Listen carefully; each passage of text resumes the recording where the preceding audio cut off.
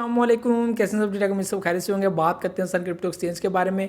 और आज की ये स्पेशल वीडियो इंडियन फॉलोअर्स के लिए, वो काफ़ी टाइम से रिक्वेस्ट कर रहे थे कि भाई इसके ऊपर रिव्यू करो, ये कैसी एक्सचेंज है, इसके अंदर ट्रस्ट करना चाहिए नहीं करना चाहिए, लॉन्ग टर्म के लिए हम इसके अंदर काम कर सकते हैं क्या, हमारे फंड सेफ हैं, कोई स्कैम तो नहीं हो जाएगा, कोई फ्रॉड तो नहीं हो जाएगा। तो आज स्पेशली इसका रिव्यू करेंगे।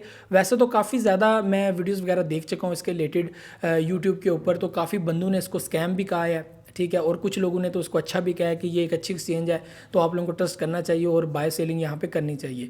तो आज इसका स्पेशली रिव्यू करते हैं कि मेरे हिसाब से ये एक्सचेंज बेस्ट है या नहीं, और आप लोगों को ट्रस्ट करना चाहिए या नहीं करना चाहिए। तो यहाँ पर फिल वक्त जो सबसे पहले आता है वो उसका प्ले स्टोर के ऊपर ऐप है कि आप जब इसको डाउनलोड करने जाते हो तो वहाँ पे जब इसकी आप लोग रेटिंग देखो तो वो 5+ जा रही है, यानी कि मैक्सिमम जो है वो पब्लिक यहाँ पे ट्रस्ट अपना दिखा रही है। लेकिन यहाँ पे जो नेगेटिव जो है वो स्टार्स जिन्होंने दिए हैं, लाइक 1 स्टार जिन्होंने दिया, 2 स्टार दिया, तो उनके इश्यूज़ हैं कि उनको क्या इश्यूज़ वहाँ पे देखने को मिले हैं।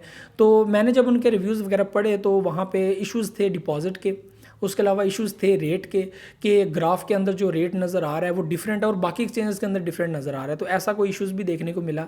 उसके अलावा जब आप बाय करते हो और बाय करने के बाद जब सेलिंग करते हो तो सेलिंग में से 5 to 6% थोड़ा सा लेस करके फिर सेल होती है और ये पता भी नहीं चलता।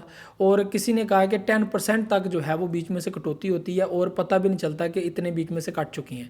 तो ये बड़े डीपली लर्न होती है और ऐसा इशू भी पब्लिक को देखने को मिल रहा है। उसके अलावा भी बहुत सारे इश्यूज़ हैं, विदड्रॉल इश्यूज़, ट्रांजैक्शन इश्यूज़, इस तरह के भी फेस करने पड़ रहे हैं। लेकिन वहाँ पर ये चीज़ सबसे अच्छी है कि इन्होंने रिप्लाई किया कि we are sorry, we upgrade our system, इस तरह की चीज़ें, तो नेक्स्ट टाइम आप लोगों को जो है वो ऐसा इशू देखने को नहीं मिलेगा। बाकी वो सॉल्व भी कर रहे हैं, लेकिन यहाँ पर इसकी रेटिंग जो है वो बड़ी ज़बरदस्त है, यानी कि आप लोग यहाँ पे इसके ऊपर ट्रस्ट कर सकते हो। अब चलते हैं नेक्स्ट अपने दूसरे सिस्टम की तरफ कि जब आप इसके अंदर काम करते हो तो आप लोगों को डिफरेंट कोइंस मिल जाते हैं, मीम्स काफ़ी मिल जाती हैं।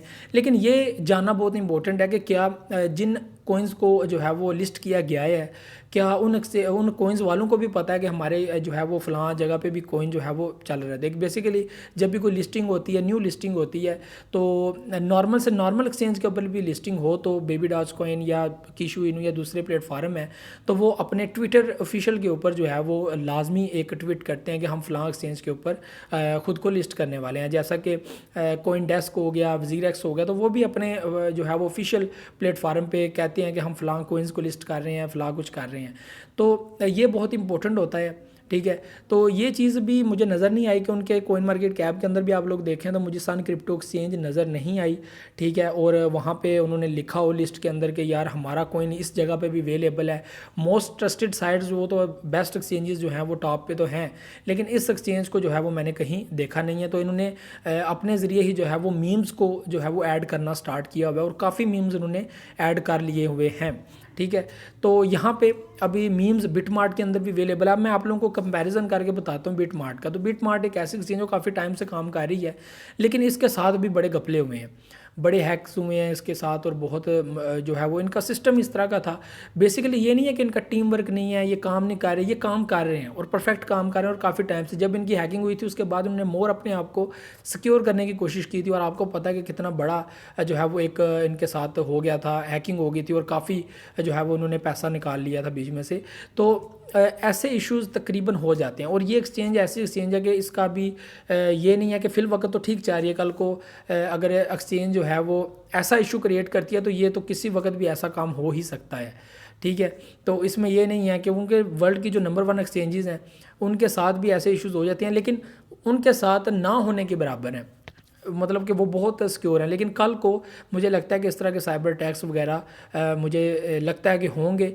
और उसके अलावा अगर वज़ीरएक्स को देखा जाए, कोइन डेस्क को देखा जाए, तो वो मोर सिक्योर हैं इस एक्सचेंज से, ठीक है, क्योंकि ये न्यू है अभी मार्केट के अंदर। और उसके बाद मोस्ट पब्लिक भी आ रही है इसके अंदर और कोइंस को बाय कर रही है। फिल वक्त तो जिन कोइंस को लिस्ट किया गया वो भी अभी तक उसको ऐड नहीं कर सके कि उनको डाटा प्रोवाइड किया हो कि हम फ़लाँ एक्सचेंज के अंदर लिस्ट कर रहे हैं, या बेबी डॉज कॉइन वालों ने कहा हो कोइन मार्केट कैप वालों को कि हमने फ़लाँ एक्सचेंज के अंदर लिस्टिंग कर ली है, तो आप इसको भी अपग्रेड करें ताकि पब्लिक यहाँ पर अप्रोच करे और यहाँ पर जाके बाइंग करे, ठीक है। तो ये बहुत इंपॉर्टेंट होता है अपनी पब्लिक को अलर्ट करना कि अगर इंडियन फॉलोअर्स हैं तो वो फ़लाँ एक्सचेंज को रिकमेंड कर रहे हैं तो उनको भी पता होना चाहिए कि हमारी जो कम्युनिटी है वो फ़लाँ एक्सचेंज को यूज़ कर रही है हमारे कोइन को बाय करने के लिए। तो ऐसी बहुत सारी रीज़न्स हैं जो आप लोगों को समझना बहुत इंपॉर्टेंट है। और सबसे अहम चीज़ सिक्योरिटी एक्सचेंज कमीशन का लाइसेंस। तो आपकी कंट्री के अंदर कोई भी एक्सचेंज अगर रन कर रही है तो उनके पास एक लाइसेंस होता है सिक्योरिटी एक्सचेंज कमीशन का, और बेसिकली वो जारी करता है कि आप एक्सचेंज बना सकते हो या उसका काम कर सकते हो, ठीक है। रूल्स होते हैं कुछ, तो वो बहुत इंपॉर्टेंट होता है उनके साथ, उनसे लाइसेंस लेना कि आप एक्सचेंज वगैरह का काम कर सकते हो। तो वो भी एक होता है कि अगर आप वो अगर देख सकें तो वो भी अगर आपको मिल जाए तो वो भी बहुत इंपॉर्टेंट है। तो यहाँ पर लास्ट में यही कहूँगा कि जो अच्छी एक्सचेंज होती है, मैं समझता हूँ कि जिसकी रेटिंग ज़्यादा है या जिसके ऊपर ट्रस्ट पब्लिक ज़्यादा करती है तो अपने फ़ंड्स आप लोगों को वहाँ ही रखने चाहिए। मैं नहीं समझता कि जो न्यू एक्सचेंज मार्केट के अंदर आई है उसी के अंदर आप लोगों को घुस जाना चाहिए, अपने फ़ंड्स वगैरह वहाँ पे रख लेने चाहिए। मैं आप लोगों को ये रिकमेंड करूँगा कि आप एक अच्छी एक्सचेंज को पकड़ें। आप कोइनडेक्स को पकड़ सकते हैं, काफ़ी टाइम से काम कर रही है और दुनिया उस एक्सचेंज को जानती है, और वज़ीर एक्स जो उसको भी दुनिया जानती है कि ये एक एक्सचेंज और इंडियन एक्सचेंज है। तो वैसी पॉपुलैरिटी अभी सन क्रिप्टो को नहीं मिली, ठीक है। तो मैं आप लोगों को यही कहूँगा कि जो इश्यूज़ पब्लिक बता रही है तो ऐसे इश्यूज़ देखने को मिलते हैं जो न्यू एक्सचेंज है। न्यू एक्सचेंज के अंदर बड़े इश्यूज़ होते हैं क्योंकि उनको नुकसान भी हो जाता है, बड़ी चीज़ें हो जाती हैं, तो उनकी रिकवरी के लिए मे भी आपके फ़ंड्स वगैरह या इस तरह की चीज़ें वो सिक्योर ना हों, ये भी हो सकता है, ठीक है। तो बेसिकली मैं यही कहूँगा कि अच्छी एक्सचेंज को पकड़ें आप।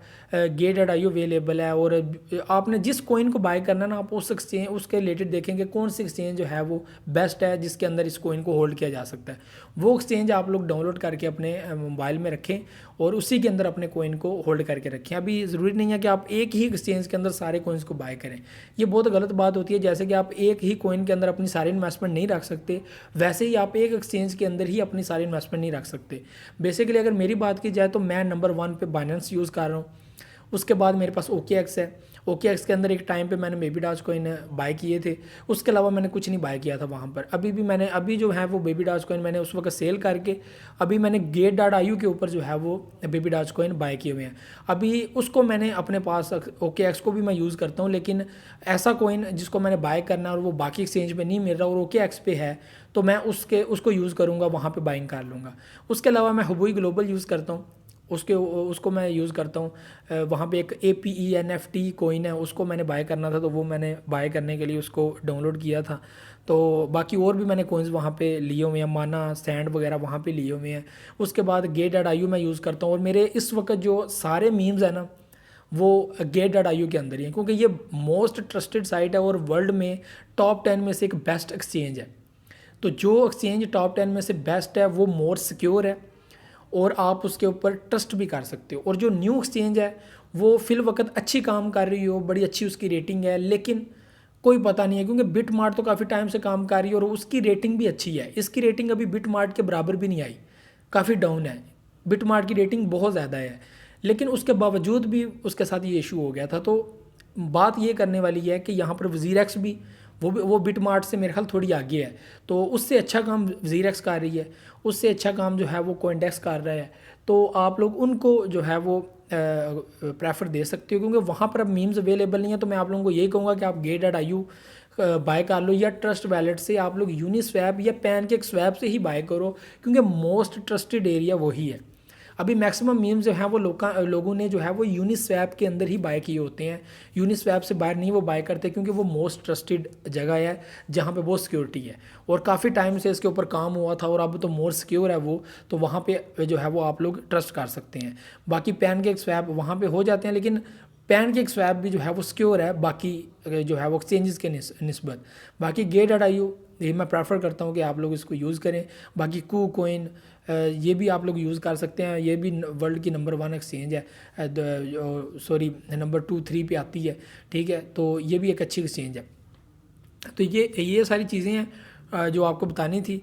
बाकी मैं आप लोगों को यही कहूँगा कि अब फिल वक्त काम कर रहे हैं तो ये जो इश्यूज़ हैं मे भी ऐसे हों, लेकिन जो है वो मे भी इसके ऊपर काम भी किया जाए और आइंदा आने वाले टाइम में ये सारी चीज़ें क्लियर करें। बाकी सिक्योर कुछ भी नहीं है, ये भी आपको बताऊंगे। क्रिप्टो मामलात में बहुत इश्यूज़ होते हैं, यहाँ पे जो है वो हैकिंग इस तरह की चीज़ें बहुत ज़्यादा हो जाती हैं। तो मैं आप लोगों को लास्ट में यही कहूँगा कि मोस्ट यही होता है कि आप लोग ऐसे एक्सचेंज को पिक करें जो मोर सिक्योरिटी फ्राहम करे और आपके फंड्स को सेफ़ रखे।